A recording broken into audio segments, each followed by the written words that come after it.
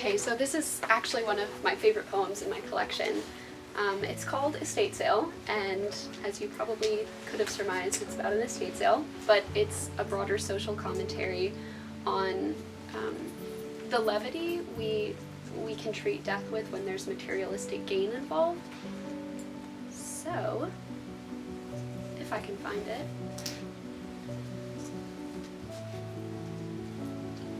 Okay.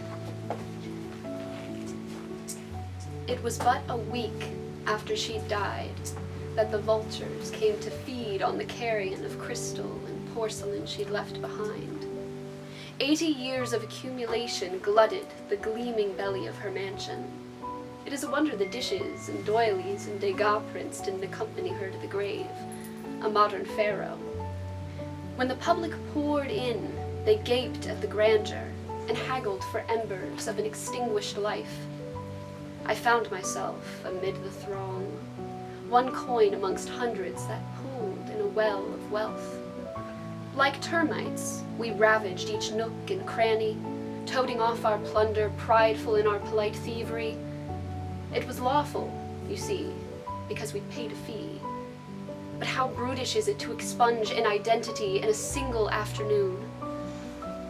The mob teemed forth, carting off candlesticks, cookware, and cardigans like a colony of covetous ants. I knew what rot lurked in each soul. Like me, they were lusty for the leftovers of a life. We could not then see the symptoms of a disease that made us apathetic to empathy. I soon wearied of this levity, this treatment of death with gaiety, and let the great house belch me out onto its manicured front lawn. I imagined its ghostly tender, and couldn't help but wonder who she was. I itched to respect identity, and so obsessively sought the obituary that would give me the most precious possession of all, a name, a face, a history. I soon found her legacy stamped smartly on a page. Can you imagine? One page to fit the great swell and surfeit of all her days. I met her children, grandchildren, great-grandchildren, as they gazed out from between the lines of the eulogy. I learned of her charity work, her Cape Cod cottage, her enviable church attendance. All beamed brighter than her bone china, and spoke louder than the gowns which gorged the gut of her closet. A single sepia photo showcased how she hoped to be remembered.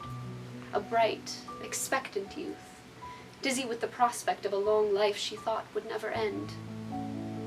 And though end it did, the impression she left was larger than her estate, lusher than her lawn, and worth more than the riches the rabble raised that Sunday, a week after she'd gone.